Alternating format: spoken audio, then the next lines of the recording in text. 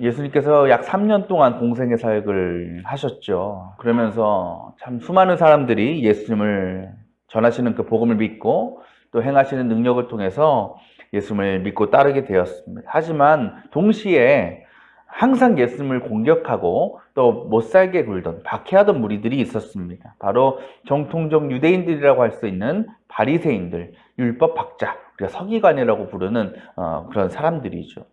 그런 사람들로 인해서 예수님과 예수님 제자들, 예수님을 따르던 수많은 사람들이 참 어려움을 겪었습니다. 곤욕을 많이 당했습니다. 여러분이 예수님이라면 그러한 바리새인들, 율법학자들을 좋게 생각할 수 있겠습니까? 아마도 그들을 향해서는 절대로 좋은 말이 나올 것 같지 않습니다. 좋은 표현을 쓸 수 없습니다. 그런데 오늘 말씀을 보면 예수님께서 그런 그들을 굉장히 높이시는 것 같다는 느낌을 들게 됩니다. 예수님께서 제자들에게 율법학자들, 바리새인들이 어떤 사람이냐에 대해서 설명을 하시는데 뭐라고 설명을 하시냐면 뭐라고 하시죠? 2절 말씀에 그 사람들 어떤 사람들이다? 모세의 자리에 앉은 사람들이다 라고 말씀하시는 거예요.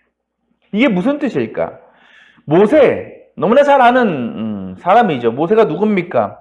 하나님께서 400여 년을 애굽에서 종살이하던 이스라엘 백성들을 구하시기 위해서 택하여 보내신 위대한 선지자죠. 그 모세가 이스라엘 백성들을 출애굽시켜서 하나님께서 약속하신 땅으로 이제 이끌고 갑니다. 근데 그러던 가운데 하나님의 어떤 명령을 듣고서 그 모세가 시내산이라는 곳에 올라가죠. 거기서 뭘 받습니까? 십계명을 받죠. 하나님의 계명을 받습니다. 그래서 그 계명을 가지고 하나님의 명령에 따라서 이스라엘 백성들을 가르치고 또 지키게 하였습니다. 그 모세가 처음 받았던 그 십계명이 이제 이스라엘 대대로 자자손손 이어지게 되는데 그게 처음에는 모세가 가졌다가 그 다음에는 여호수아 선지자가 가졌다가 뭐 이스라엘 장로들을 가졌다가 쭉쭉쭉 이제 대를 이어서 내려간다는 말이죠. 근데 결국 신약 시대에 와서는 누구에게까지 가느냐? 바로 율법학자들. 이 서기관들이 그 율법을 가르치는 그런 일을 맡게 되었다라는 겁니다. 그렇다면 곧 이건 무슨 말이냐면 율법학자 바리새인들에게 처음 이스라엘 백성들에게 하나님의 계명을 가르쳤던 모세의 역할이 그대로 이어져 내려왔다라는 거죠. 그렇다면 오늘 말씀에서 예수님께서 그들을 칭하시는 모세의 자리에 앉은 사람들이다라는 말은 한마디로 얘기하면 그들은 모세가 그랬던 것처럼 하나님의 말씀을 가르치는 권위, 능력을 소유한 사람들이라는 것을 의미하는 겁니다. 그거는 누구의 권위와 같은 거예요? 모세가 가졌던 권위와 같다는 거예요. 동일하다는 거예요. 그렇게 볼 때 율법학자들, 바리새인들은 존경할 만합니까? 안 합니까? 존경할 만하죠. 높임 받을 만해요? 안 해요? 충분히 높임 받을 만해요. 그것도 누가 그들을 모세의 자리에 앉았다고 불렀어요? 예수님이 그랬잖아요. 예수님이. 그죠? 그거는 뭐 예수님조차도 그들의 어떤 권위와 존재를 인정하셨다라는 의미가 될 수 있다라는 겁니다. 그래서 예수님께서 뭐라고 말씀하시냐면 이어서 그들이 가르치는 것을 너희는 다 행하고 지켜라. 여기까지만 보면 예수님께서 이 율법학자들을 향해서 어떤 마음을 가지신 것 같습니까? 근데 그들 편에 쓰신 것 같아요. 굉장히 높이시고 좋아하는 것 같습니다. 예수님답지 않은 것 같아요. 그런데 이어지는 말씀에서 완전히 상황을 뒤집어 버리십니다. 그 다음에 뭐라고 말씀하시느냐? 그들의 행실은 따르지 말아라. 그들이 가르치고 다 지켜! 행해! 하지만 그들의 행실, 그들의 삶은 너네 따르면 안 되라. 앞뒤가 잘 안 맞지요? 잘 안 맞아요? 그리고 어떻게 보면 예수님께서 말씀하신 행실의 문제만 따진다면 그 사람들을 따라갈 만한 사람이 있을까요? 없을까요? 없어요. 왜? 그들은요, 행실마저도 충분히 본받을 만한 사람들이기 때문에 그래요. 그 사람들이 율법을 가르치죠. 하나님의 말씀을 가르칩니다. 그 사람들은 가르치는 것으로 끝나지 않았어요. 그들은 뭐까지 한 거예요? 철저히 지켰어요. 철저하게. 때문에 또 그들은요, 십계명을 넘어서 십계명을 쪼개잖아요. 그래서 500개가 넘는 계명을 만들어서 그걸 하나하나 다 지키던 사람들이에요. 그러니까 행실로만 따져도 이거는 보통 사람이 따라갈 수가 없는 겁니다. 그런데 예수님은 뭐라고 말씀하셔요? 그들의 행실은 다르지 마. 무슨 의미일까? 말씀드렸다시피 이 율법학자들은요, 큰 권위를 가진 사람들이에요. 예수님이 인정하실 정도니까 뭐 말할 필요가 없겠죠? 그런데 그런 그들, 그 큰 권위와 그 큰 놀라운 임무를 갖고 있던 그들이 늘 품고 있던 마음이 있습니다. 그게 뭐냐? 우월감이라는 거예요. 우월감. 그들은요, 자신들이 하나님의 말씀을 가르치고 또 그 율법을 철저히 지키는 자라는 데에 대한 큰 자부심이 있었고, 그것으로 우리는 이렇게 잘 지키니까 그렇지 못한 저 일반 사람들보다 훨씬 우월한 존재다라는 확신이 있었습니다. 모세라는 위대한 선지자의 권위를 그대로 이어받았으니 그럴만도 하지요. 근데 그런 그들이 살면서 가장 중요하게 생각한 것이 뭐냐? 그 우월함을 유지하는 것, 지켜내는 것이었어요. 그리고 그것을 지키기 위한 가장 좋은 방법이 뭘까요? 더 열심히 율법을 지키는 거예요. 또 율법대로 행하는 거예요. 또 그런 모습을 사람들에게 보여주는 거였어요. 그래서 오늘 말씀 보면 예수님께서 그들이 사람들에게 보이기 위해서 율법을 지키는 행실, 그 대표적인 모습을 몇 가지 말씀하시죠. 5절 말씀에 뭐라고 말씀하십니까? 그들은 어떤 사람들이냐? 경문곽을 크게 만들어서 차고 다니고 옷수를 길게 늘어뜨린다. 이 말씀이 이해가 가십니까? 경문곽이 뭐예요? 옷술이 뭐예요?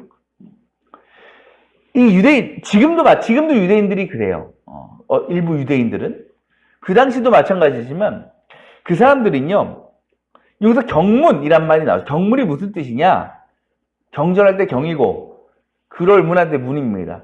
그러니까 지금으로 좀 뭐겠어요? 성경 구절, 성경 말씀이겠죠? 그 성경 말씀을, 하나님 말씀을 적었어요. 두루마리에 적든지 어디 적었겠죠? 그거를 작은 상자에 담습니다. 그게 곽이죠. 그래서 그걸 어떻게 하느냐? 시계처럼 줄을 이어서 만들어요. 가죽끈을. 그래서 그거를 손목에 차든지, 어떤 사람들은 이마에 이렇게 찹니다. 근데 이게, 끈 크기가 어느 정도냐? 어떤 사람들은 거의 이마를 덮어요. 굉장히 두껍고 크게 만들었다라는 거죠. 또 옷슬이라는 거. 옷슬은 여러분 알죠? 이거 술 아닙니까? 이런 거? 그러니까 옷 길게, 치마처럼 길게 입었잖아요. 거기에 옷슬을 길게 늘어뜨립니다. 그 옷슬은 뭐냐면 하나님께서 이스라엘 백성들에게 하나님의 계명을 기억하고 상기시키기 위해서 달도록 명령하신 거였습니다. 그러니까 이 옷슬도 최대한 길게 늘어뜨리고 달 때. 하나만 넘겨주실까요? 이해하기 쉽게. 제가 제 기준으로 오른쪽에 있는 게 경문. 보이시죠? 이마에 끈 달아가지고 있는 거. 보이셔요? 그죠? 왼쪽 옷슬. 왼쪽에 그 늘어뜨린 거. 저거는 아주 겸손하게 늘어뜨린 거죠? 예를 들어 이런 거면 왼쪽이 이제 경문곽 해서 이게 지금 모습이죠. 현재 유대인들. 이스라엘 팔레스타인 유대인들. 저렇게 해놨다라는 거예요. 여러분, 사실 이 하나님 말씀 가죽띠를 만들어서 크게 차고 다니고 하나님께서 달라고 명령하신 그 옷을 길게 만들어 다는 것이 잘못된 것일까요? 그렇진 않지요. 근데 예수님이 보신 건 뭐냐? 그것을 차고 달고 다니는 그들의 마음, 의도였다라는 거예요. 왜 그들이 그 경문과 옷을 화려하고 크고 길게 꾸미고 다닌 것일까? 내가 하나님의 명령 이만큼 순종할 거야. 하나님 계명 내가 확실하게 믿고 따를 거야. 이런 의미일까요? 그렇지 않다라는 거예요. 그들의 이런 행위, 어떤 의미로 그들은 이런 일을 했냐면 이유는 하나예요. 오늘 말씀에 나오잖아요. 사람들에게 보이려고. 뭘 보여줘? 나 이만큼 경건한 사람이야. 거룩한 사람이야 라는 것을 사람들에게 드러내 보이기 위해서 저러고 다녔다는 거죠. 쉽게 말해서 그들은 어떤 자신들의 경건과 권위를 나타내기 위한 일종의 전시품 정도로 저것을 사용했다는 겁니다. 그래서 그들은 자신이 차고 있는 그것들을 통해서 크기와 화려함을 통해서 자신의 권위와 존재를 증명하려고 했다라는 거죠. 그것이 바로 예수님께서 그들의 행실을 따르지 말라고 하신 이유다. 근데 여기서 또 궁금하죠. 그런데 여러분, 그렇게 병문과 크게 하고 다니고 아무리 의도가 그래도 옷을 길게 늘이뜨리는 그 자체가 그렇게 용납할 수 없는 일일까? 그렇게 큰 죄인 것일까? 생각해보면 이 사람들이 그렇게 막 화려하게 하고 다니는 거는 지금으로 따지면 뭐겠어요?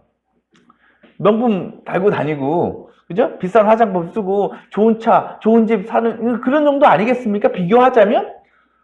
그렇다면 그것이 지금 사람들이 그렇게 자신을 꾸미고 화려하게 사는 것이 나쁜 일일까요? 하면 안 되는 일일까요? 그렇지 않다라는 거예요. 예수님은요, 그 행위 자체를 부정하시는 게 아닙니다. 예수님께서 그들을 꾸짖으시는 본질적인 이유가 있습니다. 그것이 뭐냐? 교만이었다는 거예요. 교만. 이들은요, 이 바리새인들 율법학자들은요, 자신들이 모세의 자리에 앉았다고 해서 나는 누구와 같아? 모세랑 같은 존재다라고 생각했어요. 그러면서 하나님의 말씀을 가르치는 권위, 모세의 자리에 앉은 그 권위를 내 힘과 내 능력으로 얻은 것이라고 착각했습니다. 그것이 어떤 모습으로 자신의 외적인 모습을 꾸미고 6, 7절에 나오는 것처럼 회당의 가장 높은 자리에 앉고 랍비라는 소리를 듣는 것으로 자신의 존재를 드러내 보이려고 한 이유였다라는 거예요. 여러분, 이 율법학자들이 누리고 있는 그 권위가 정말 자신들의 힘과 능력으로 얻은 것입니까? 절대 그렇지 않다라는 거죠. 온전히 그것은 하나님이 허락하신 거예요. 더 정확히 말하면 하나님이 맡겨주신 겁니다. 모세도 마찬가지 아니에요? 모세가 원래 뭐 능력이 있어서 하나님께서 그를 선지자로 세우신 것입니까? 그래서 그에게 계명을 가르치게 한 것입니까? 아니라는 거예요. 모세가 소유한 모든 능력도 하나님께 온 거예요. 모세는 하나님 앞에 연약한 인간일 뿐이었습니다.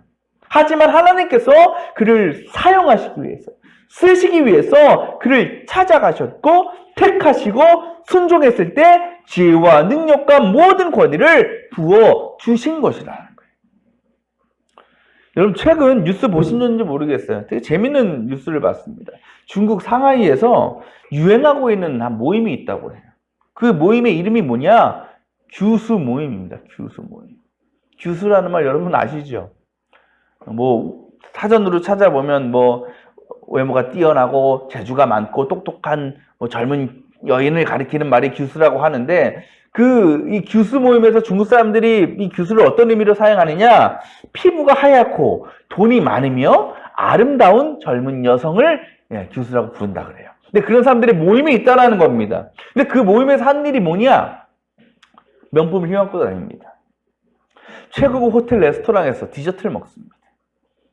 1일 숙박비가 100만 원이 넘는 호텔에서 머물고 숙박합니다. 또 포르쉐, 페라리, 람보르기니 이런 수억 대의 고급차를 타고 드라이브를 즐깁니다.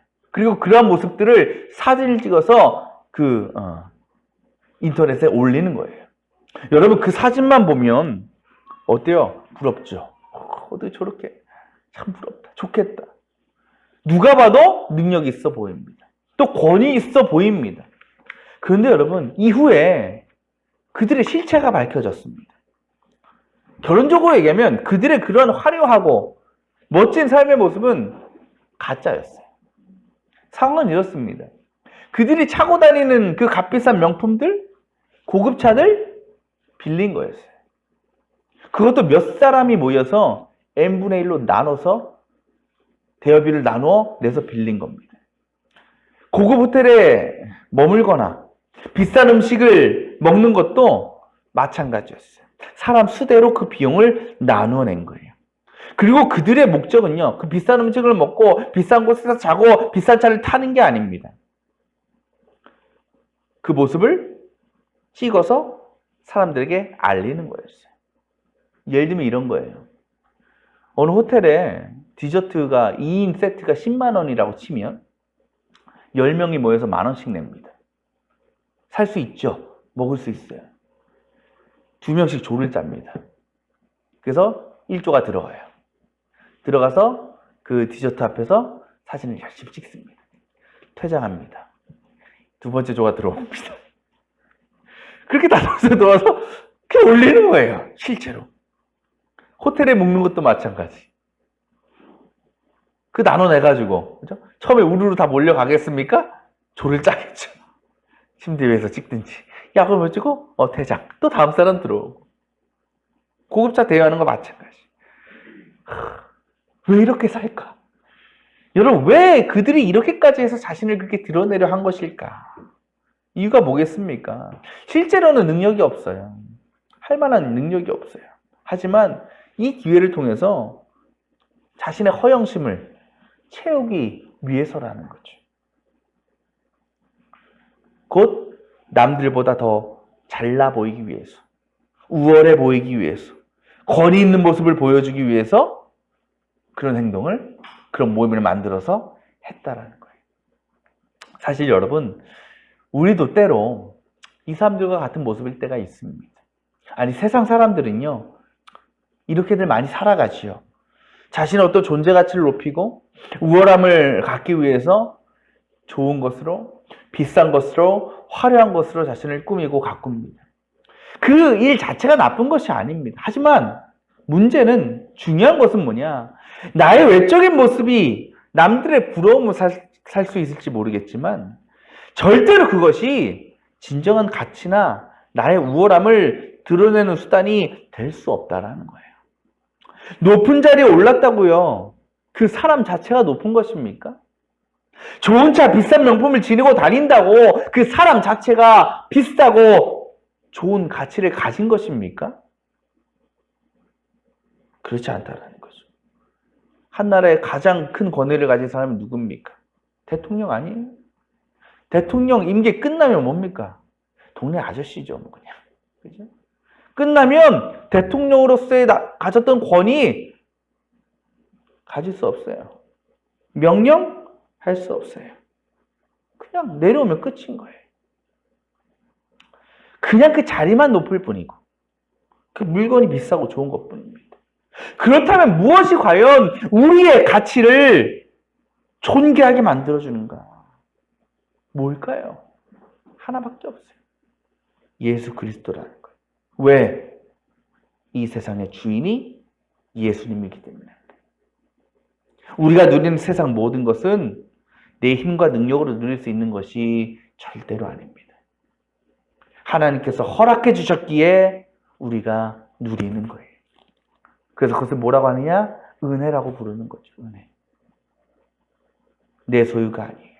아까 말씀드린 것처럼 하나님께서 우리에게 맡겨주신 겁니다. 그래서 하나님 우리를 뭐라고 부르셔요? 너희는 청직이다. 청직. 내게 아니.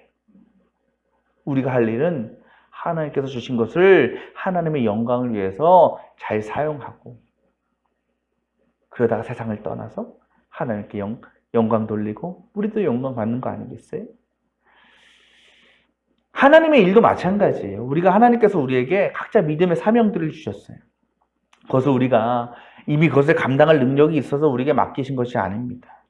먼저 우리를 부르시고 우리가 그 부르심에 순종하며 나아가면 주님은 우리에게 그 모든 것들을 감당할 수 있는 힘과 능력을 허락하신다라는 거예요. 우리가 그것을 믿는다면, 깨닫는다면 우리는 절대로 하나님 앞에서, 세상 앞에서 내 자신을 내세울 수가 없어요.